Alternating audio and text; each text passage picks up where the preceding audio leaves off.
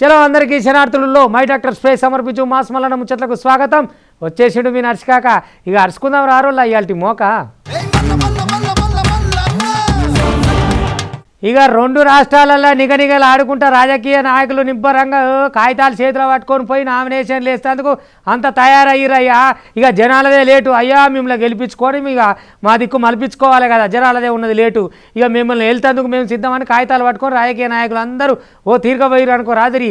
మరి ఇలా తెలంగాణలో ఎట్లా ఎంతమంది పోయిరు, ఆంధ్రాలో ఎంతమంది పోయిరు, ఎట్లెట్లున్నాయి ఎలక్షన్ల మూమెంటు ఏం సంగతి అనేది మేమంటో మొత్తం ఒకసారి గుత్త పెట్టినట్టు అరుచుకోద్దాములా. వెనకకు పోయేదే లేదు. ఎందుకనంటే ఇక వాళ్ళు ఏలేటోళ్ళు కదా పాపం, ఏలేటందుకు మేము సిద్ధం అయ్యా. ఇక మీరు మాకు ఓట్లు వేస్తే మేము యుద్ధానికి వస్తాం అన్నట్టుగా మాట్లాడుతున్నారు. ఒక్కపారి పురా అరుచుకోద్దాం రారి. మరి ఎన్ని నామినేషన్లు పడ్డాయి, ఎన్ని దఫాలు వేస్తారు, మళ్ళీ ఎప్పుడు విత్డ్రాలు ఉంటాయి, ఏం సంగతి అనేది ఇక ఓట్ల లెక్క తెలుసుకోవాలి కదా, రారిపోదాం. మొత్తానికైతే రెండు తెలుగు రాష్ట్రాలల్లో నామినేషన్ల పర్వం జోరుగా అవుతున్నదులా. నిన్న షురు అయింది కదా. ఇక నిన్నటి కాంచెల్లి మొత్తానికైతే నామినేషన్ల మీద నామినేషన్లు మస్తుగా ఎత్తున్నారు అనుకో రాదుర్రి. ఇక నామినేషన్లు అయినాక ఎట్లుంటుందో ఎరికనే కదా ముచ్చట. ఇక జనాలకైతే పండుగ వచ్చిందనే చెప్పాలా. ఇక రెండు తెలుగు రాష్ట్రాలల్లో మంచిగా నామినేషన్లు వేసేటందుకు సప్పులతోటి అంబురంగా ఆరాటంగా పోయి నామినేషన్లు ఎత్తున్నారు. ఇక కావాలంటే చూడుండ్రి, అది చూసినారులా ఎట్లున్నదో ముచ్చట. మొత్తానికైతే నామినేషన్లు జోరుగానే జరుగుతున్నది కదా. ఈ అయిపోయినాకట ప్రచారాలు చురి చేస్తారన్నట్టు ఇంకా మస్తుగా జనాల కాడికి పోయి దండాలు పెట్టుకుంటా దశకాలు పెట్టుకుంటా ఇక ఓట్లు ఎట్లనైనా రాబట్టుకోవాలా, పీటనెక్కాలా, ఏలాలా అని చెప్పి మొత్తానికైతే ఒక్కొక్కళ్ళ తంటాలు మామూలుగా ఉండే అన్నట్టు. ఇక ఇటు జనాల కాడికి పోవుడు ఎలక్షన్లు అయిపోయేదాకా ఇక వాళ్ళు ఇడుపుల పొంటనే ఉండు అన్నట్టు ముచ్చట మొత్తం మీద. నువ్వు ఎమ్మెల్యే అయితే ఏదైతే నేను జగనాలకే చెప్పినా నా పెనిమిటికి టికెట్ ఇవ్వకూరు అని. పోయిన తేప అట్నే చేసిండు, ఈసారి కూడా అట్నే చేస్తే ఊకుంటానా? ఈ గాలిపంక పార్టీల మీదకి ఎదురు తిరుగుతా నేను అనుకున్నదో ఏమో. ఒక ఎమ్మెల్యే భార్య ఉంటుంది కదా, ఇక ఆమె ఏకంగా ఏం చేసింది, ఇక స్వతంత్ర అభ్యర్థిగా నిలబడదు అనుకో రాదు, రెబల్గా వేసింది. నీ సంగతి ఏందో చూస్తాని. గాలిపంక పార్టీ వాళ్ళకి శత్రువులు ఎన్నో బజార్లలో లేరులా, ఇంట్లోనే ఉన్నారు అన్నట్టు గదానికే చెప్పుకొచ్చింది ఆమె. నా మగనికి ఇవ్వకూరా నేనే వేస్తున్నా అంటే ఇన్లేదట జగనాలు. నువ్వు వినకపోతే నాకేంది, నేను చూసుకుంటా అని చెప్పి ఆమె స్వతంత్ర అభ్యర్థిగా నిలబడ్డది. నువ్వు నిలబడక్క గంతే, మాట మీద ఉండు, నిలబడు, గెలవడు, కలవాడు, గెలిస్తేనే అవుతుంది. అయినా ఆడవాళ్ళకి నిలబడే స్వాతంత్రం లేదా? ఆమె కరెక్టే చెప్తున్నది కాబట్టి గట్టిగా నిలబడుతున్నది. నీకు కూడా సపోర్ట్ చేస్తాక నేను కూడా, నువ్వు నిలబడు గంతే. ఇంతకు ఎవల అక్క ఏం సంగతి అనేదే కదా మీ అనుమానం. రారిపోదాం. ఆగో గాలిపంక పార్టీలకు సురుకులు జోరుగానే తలుగుతున్నాయి కదా. ఇక శ్రీకాకుళం జిల్లా టెక్కలిలా అధికార పార్టీ రాజకీయం ఆసక్తికరంగా మారిందుల్లా. గాలిపంక పార్టీ అభ్యర్థి దువ్వాడ శ్రీనివాస్ సతీమణి వాణి స్వతంత్ర అభ్యర్థిగా బరిలో దిగేందుకు సిద్ధమైతున్నది. గతంలో కూడా ఆమె దువ్వాడ శ్రీనివాసు అభ్యర్థిత్వాన్ని తీవ్రంగా వ్యతిరేకించింది. దీంతో వాణిని కొన్నాళ్ల పాటు టెక్కలి ఇన్ఛార్జిగా నియమించిన పార్టీ అధినేత జగ్గులు అటెనక షికిగామెను తప్పించి శ్రీనివాస్ ను నియమించిండుల్లా. తన భర్తకు టికెట్ ఇయ్యద్దని చెప్పి వాణి గాలిపంక పార్టీ అధ్యక్షులు జగన్ కాడ తేల్చి చెప్పింది. అయినా కూడా దువ్వాడ శ్రీనివాస్ కే టికెట్ కేటాయించుడుతోటి వాణి స్వతంత్ర అభ్యర్థిగా రంగంలోకి దిగాలని నిర్ణయించుకున్నదుల్లా. ఇక ఈ నెల 22వ తారీఖు నాడు స్వతంత్ర అభ్యర్థిగా నామినేషన్ వేసేందుకు వాణి సిద్ధమైతున్నదట. భర్త మీద భార్య పోటీల దిగుడుతోటి టెక్కలిల రాజకీయం ఆసక్తికరంగా మారింది. అది చూసినారులా. సొంతింటోళ్ళే గిట్ల టికెట్లు ఇయ్యకుండ్రి అది ఇదనంటే గంత నమ్మకస్తులు అన్నట్టు జగ్గులు నువ్వు నిలబెట్టిన నాయకులు. అయినా నీ మీదనే జనాలకు నమ్మకం లేకుంటావాయా? ఇంకా నువ్వు నిలబెట్టిన వాళ్ళ మీద నమ్మకం కూడా ఉండాలనా చెప్పు. ఇక గిట్లున్నదిలా గాలిపంక పార్టీల ముచ్చట. ఎటువైనా కథ జోరుగానే నడుతున్నది కదా. హిందూపురం అంటే ఏందివా? హిందూపురం కాదు, నా సొంత బంధుపురం.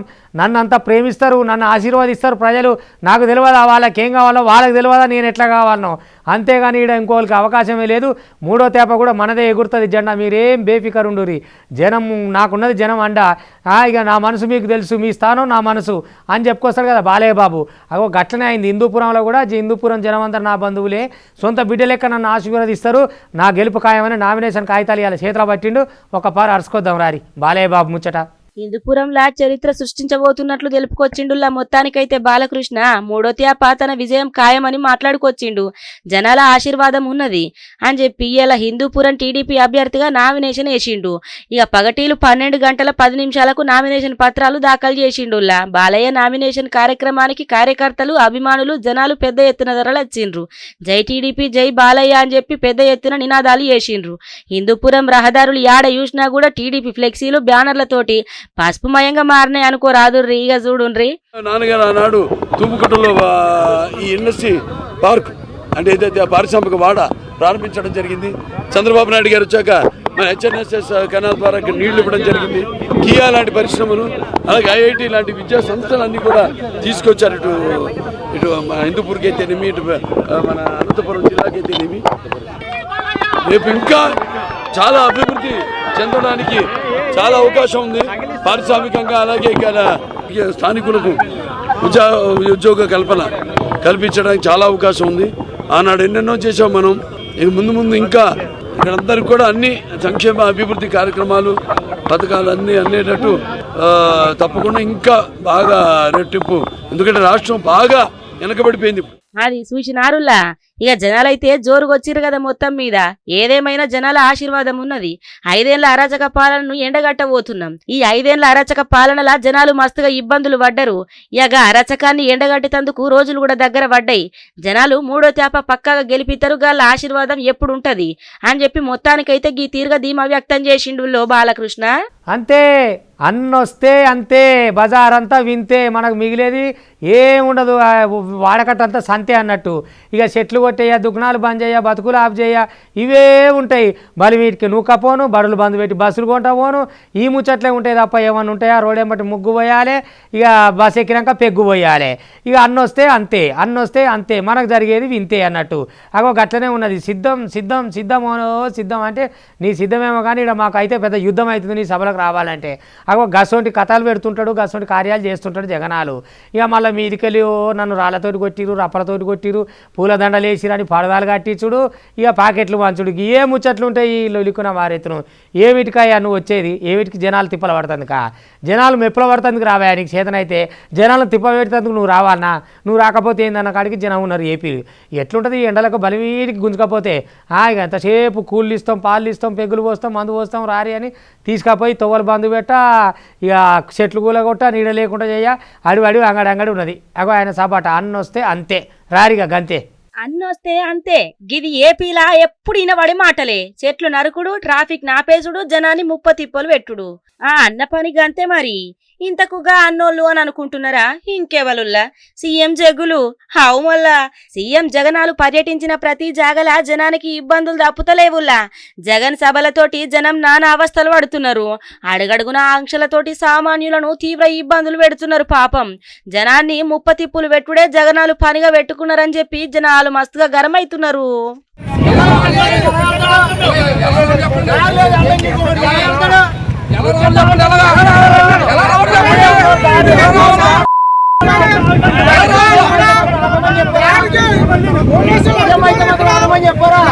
ఇంతకు ముచ్చట ఏడైంది ఏందని అంటారా? తాజాగా రాజమండ్రిలా జగనాలు బస్సు యాత్ర ఉండే. ఇక జనాలకు కష్టాలు తెచ్చిపెట్టిందిగా బస్సు యాత్ర. జగన్ బస్సు యాత్ర తోటి సామర్లకోట, కాకినాడ, ఏడీబీ రోడ్డు, పెద్దాపురం రోడ్ల భారీగా ట్రాఫిక్ జామ్ అయింది. గంటల కొద్ది బండ్లు రోడ్ల మీదనే ఆగిపోయినాయుల్లా. దవాఖానకు పోయే రోగులు, బళ్ళకు పోయే విద్యార్థులు నడి రోడ్డు మీదనే నరక యాతన అనుభవించిండ్రు. పాపం ఎండలు ఎట్లా కొడుతున్నాయో ఎరకనే కదా. ఇక ఈ పరిణామాలతోటి సీఎం జగనాలు బస్సు యాత్ర మీద జనాలు దుమ్మెత్తిపోతున్నారు అనుకో రాదుర్రి. మండు టెండల జనాలకు నరకం చూపిస్తారా అని చెప్పి మస్తుగా గరం అవుతున్నారు.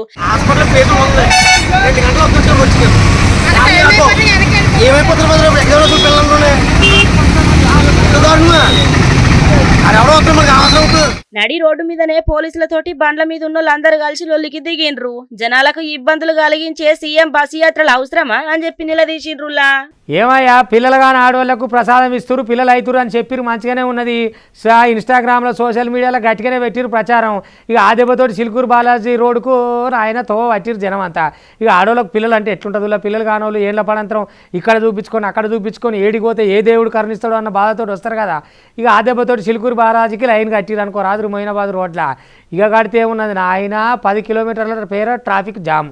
నడుచుకుంటూ పోయి ఆడిపోయేసరికి ఏర్పాట్లు లేవు. కనీసం నీళ్ళ బాటిల్ అడిగితే 20 రూపాయల బాటిల్ 100 రూపాయలు చెప్తురట. మీ ఖర్చు కొంచెం కొన్నూరు లేకపోతే లేదని. మరి చెప్పింది ముందుగానే ఉన్నది కానీ ఏర్పాట్లు చక్కగా చేయాలన్నా, పోలీసు వాళ్ళు ఉండాలన్నా, దేవాదాయ శాఖ మరి ఆలయ కమిటీ వాళ్ళు ఏం చేస్తారు, వాళ్ళు ఏం చేస్తారు? ఏర్పాట్లు లేవు, ఎక్కడ లేవు.